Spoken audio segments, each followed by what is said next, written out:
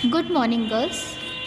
अब हम बात करेंगे चैप्टर नंबर 2, है ना, स्टैटिस्टिक्स इन इकोनॉमिक्स, यानी अर्थशास्त्र में सांख्यिकी, है ना। यह हमारा दूसरा चैप्टर है।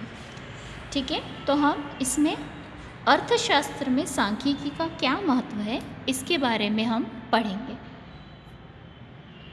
तो सबसे पहले हम जान लेते हैं मीनिंग ऑफ स्टैटिस्टिक्स, यानी सांख्यिकी का अर्थ, है ना। तो सांख्यिकी क्या होती है? सांख्यिकी से आशय हमारा ऐसे तथ्यों और सूचनाओं से हैं जिसमें हमारे पास ऐसे फैक्ट्स और इन्फॉर्मेशन होती है जो न्यूमेरिकल फॉर्म में होती है, मतलब नंबर्स में होती हैं, जिनमें हम संख्या से संबंधित तथ्य होते हैं जो न्यूमेरिकल फॉर्म में होते हैं, है ना।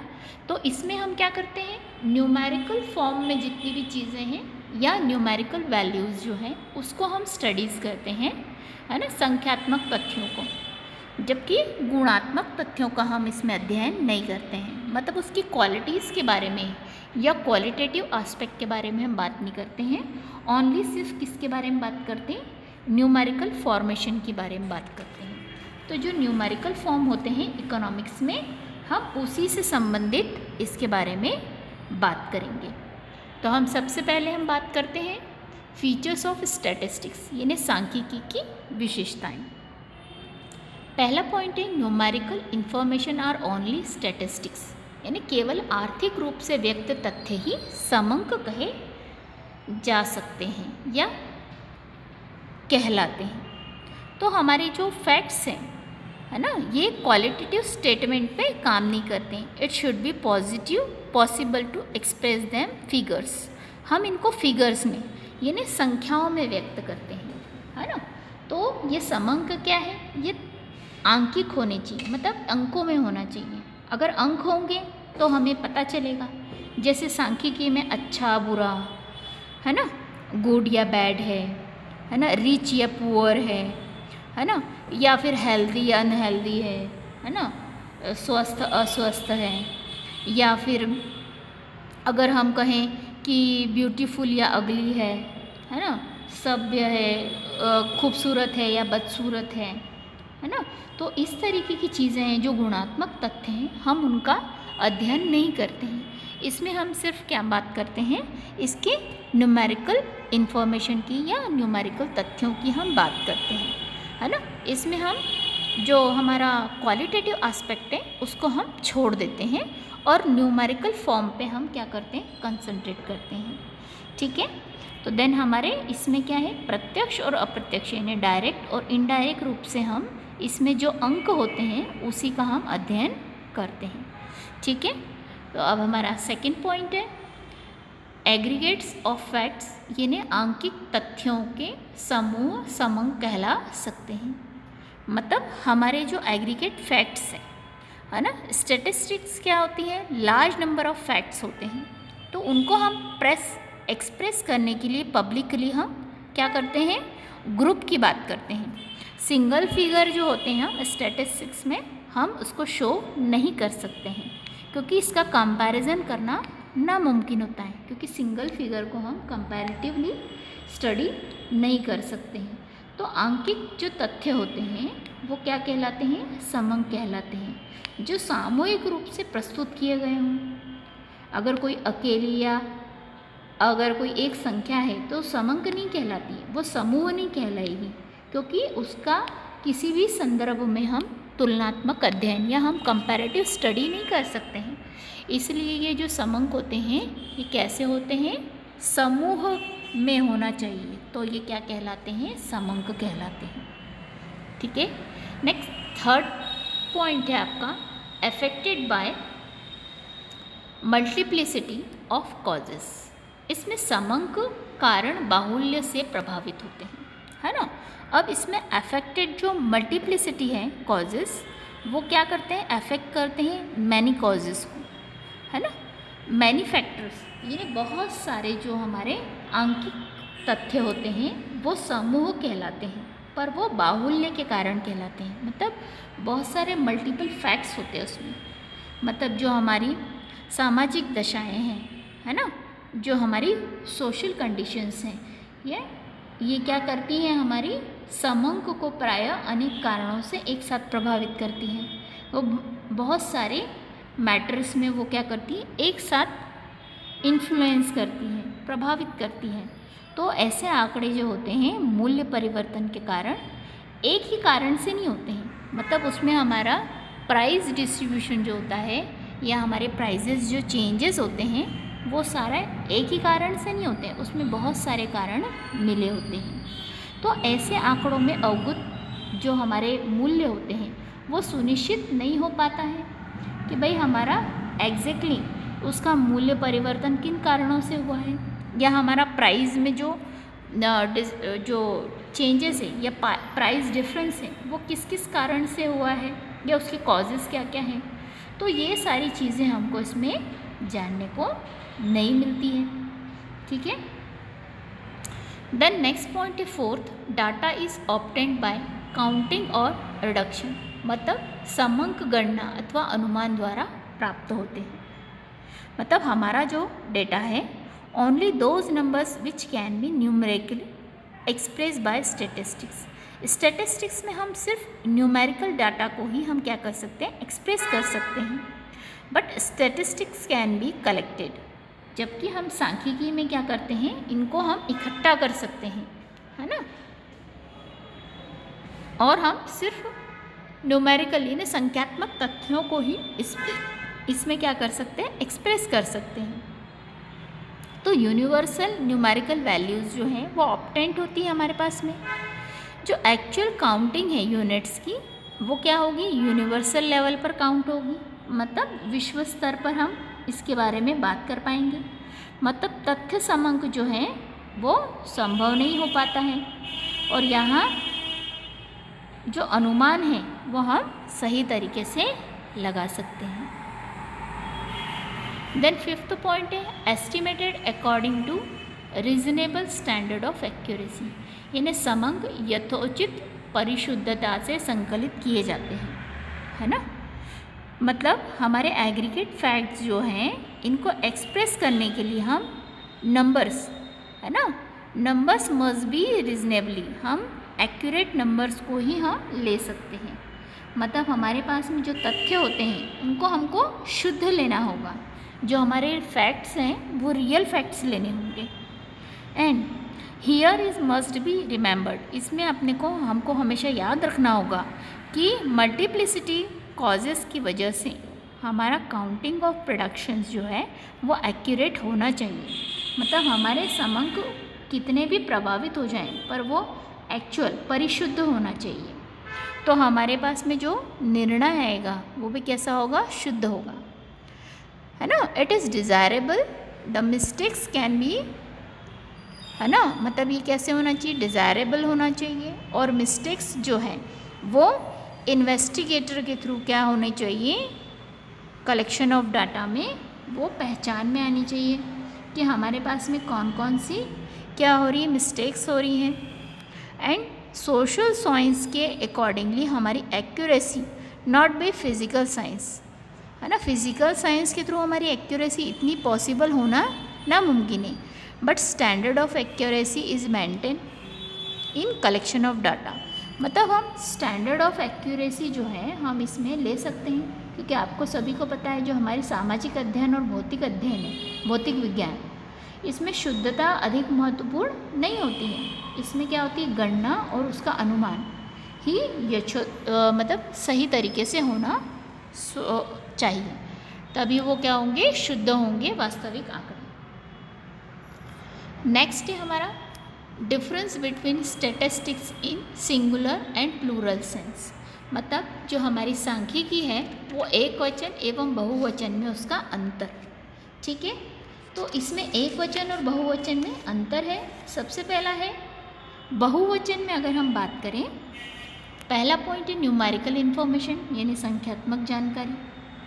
ठीक है, अगर हम बहुवचन रूप में बात करें तो सांख्यिकी में हमारे पास में क्या होता है, न्यूमेरिकल इन्फॉर्मेशन में काम करती है ना, प्लूरल सेंस में स्टैटिस्टिक्स यानी बहुवचन के रूप में। जबकि अगर हम एक वचन की बात करें, मतलब सिंगुलर फॉर्म की बात करें या सिंगुलर सेंस की, तो it is just tool of analysis, मतलब ये सिर्फ क्या है, एक विश्लेषण का सिर्फ एक यंत्र है, ठीक है। देन सेकंड पॉइंट की अगर हम बात करें तो डिस्क्रिप्टिव एंड एनालिसिस, इन्हें विवरणात्मक और क्रियात्मक है, ठीक है। तो बहुवचन के रूप में अगर हम स्टैटिस्टिक्स की बात करें, इन्हें प्लूरल सेंस में बात करें तो इट इज़ डिस्क्रिप्टिव फॉर्म, इन्हें विवरणात्मक है। और अगर हम इसकी बात करें सिंगुलर सेंस की या एक वचन की बात करें तो it is a tool of analysis, है ना, मतलब ये कैसा है, क्रियात्मक तथ्य पे काम करता है, ठीक है। देन थर्ड पॉइंट है collection of facts and conclusions. अब इसमें हमारे कंक्लूजन और कलेक्टिव फैक्ट्स कौन कौन से हैं। सबसे पहला है प्लूरल सेंस में हमारे पास में अगर हम बात करें तो aggregate facts, that is the collection of facts, है ना। प्लूरल सेंस में अगर बहुवचन में बात करें तो सांख्यिकी के समूह जो है तथ्यों का एकत्रीकरण है, मतलब इसमें हम क्या करते हैं, फैक्ट्स जो हैं वो सिर्फ कलेक्शन का काम करते हैं। जबकि अगर हम एक वचन की बात करें तो एकत्रित तथ्यों का विश्लेषण करते हैं और उससे हम निष्कर्ष पे पहुंचते हैं। तो सिंगुलर सेंस में अगर हम बात करें तो रॉ डाटा रीचिंग कंक्लूजन, मतलब रॉ डाटा के थ्रू हम कलेक्टिव फैक्ट्स से हम कंक्लूजन पर पहुंचते हैं, ठीक है। तो ये हो गया हमारे तीनों point, difference between statistics in singular and plural sense, ठीक है। देन नेक्स्ट है हमारा नेचर ऑफ स्टैटिस्टिक्स। अब नेचर ऑफ स्टैटिस्टिक्स यानी सांख्यिकी की प्रकृति। अब सांख्यिकी की अगर हम प्रकृति की बात करें तो statistics as a science, statistics क्या है, एक साइंस है ना। तो सांख्यिकी क्या है, एक विज्ञान है ना। अब सांख्यिकी विज्ञान कैसे है, तो आप सभी को पता है कि साइंस में सिस्टमेटिक बॉडी काम करती है, जो नॉलेज रूल्स, है ना, हमको साइंस में मिलते हैं। मतलब हमें साइंस में, इन्हें विज्ञान में क्या होता है, क्रमबद्ध अध्ययन मिलता है, मतलब हम बिल्कुल रूटीन वाइज उसको क्या कर सकते हैं, पढ़ सकते हैं, सारा हमको नॉलेज मिलता है। इसमें हमारे रूल्स रेगुलेशंस होते हैं, है ना, नियम होते हैं, रीतियाँ होती है, प्रोसेस होती है ना। और इसके साथ साथ हमारे साइंटिफिक जो रूल्स हैं वो यूनिवर्सली एप्लीकेबल होते हैं और ट्रू होते हैं, है ना। जैसे कि न्यूटन का ग्रेविटेशनल फोर्स, है ना, जो कि क्या है, साइंस के थ्रू यूनिवर्सल लेवल पर काम करता है, ठीक है।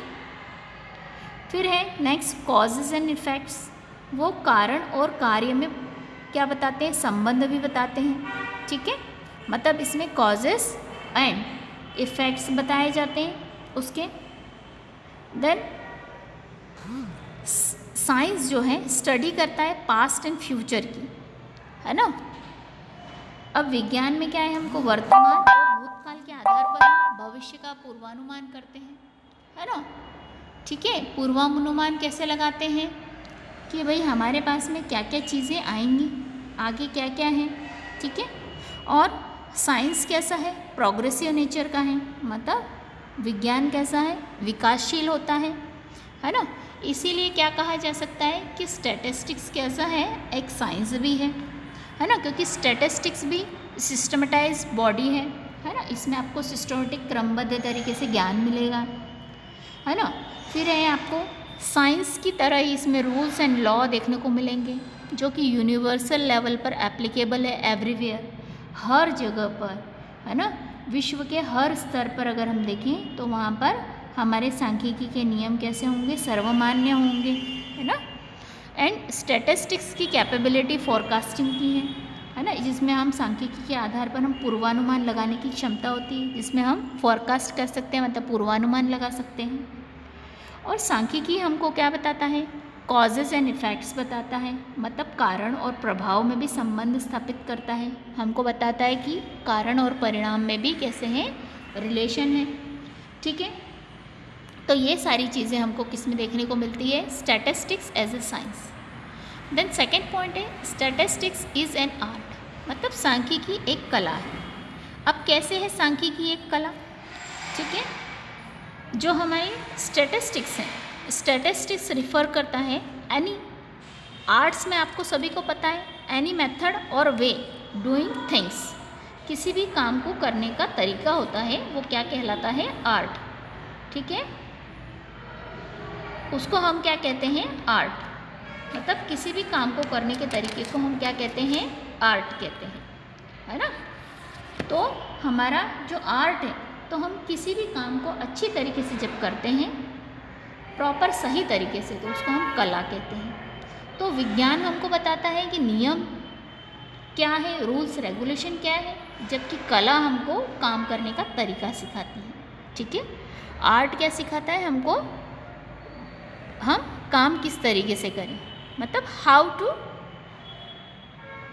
How a work is to be done. तो सांख्यिकी क्या है? एक कला भी है ना। तो स्टैटिस्टिक्स क्या है? स्टैटिस्टिक्स एज एन आर्ट, है ना, आर्ट है। क्यों? क्योंकि स्टैटिस्टिक्स में क्या है, हमको practical shape and knowledge obtain होता है। स्टडी ऑफ साइंस का भी, है ना, इसमें हम साइंस के भी जो नियम है, रूल्स रेगुलेशन है, वो भी पढ़ते हैं, और आर्ट के थ्रू हमको सारी जानकारी भी मिलती है।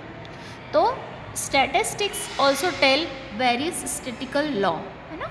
स्टैटिस्टिक्स में भी बहुत सारे लॉ हैं, थ्योरीज हैं, जो प्रैक्टिकल लाइफ में हमारे क्या होती हैं? सॉल्व होती हैं। And use of statistical rules makes in an art, है ना, आर्ट के रूप में ये सारे रूल्स फॉलो किए जाते हैं। तो स्टैटिस्टिक्स क्या है? एक आर्ट भी है। अब statistics both science and art. अब स्टैटिस्टिक्स क्या है? Both science as well as art, मतलब साइंस भी है, विज्ञान भी है, और एक कला भी है। क्यों? क्योंकि प्रैक्टिकल नॉलेज जो है, यूनिवर्सल एप्लीकेबिलिटी जो है, हमको साइंस से मिलती है।